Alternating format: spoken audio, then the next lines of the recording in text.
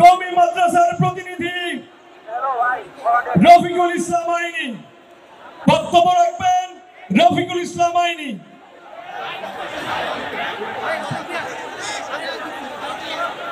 আসসালামু আলাইকুম ওয়া রাহমাতুল্লাহ। প্রিয় সহযোদ্ধাগণ, আজকে আমরা এই কেন্দ্রীয় শহীদ মিনারে একত্রিত হয়েছি। যেই কেন্দ্রীয় শহীদ মিনার থেকে এক দফার ঘোষণা নিয়ে সারা বাংলাদেশের জনতা লাখো লাখো জনতা নেমে এসেছিল। আমরা এই শহীদ মিনার থেকে শেখ হাসিনাকে পালাতে বাধ্য করেছিলাম। আমরা এই শহীদ মিনার থেকে আজকে এই শপথ দিয়ে যাব, বাংলার জমিনে এই শেখ হাসিনার ফাঁসি নিশ্চিত করতে হবে।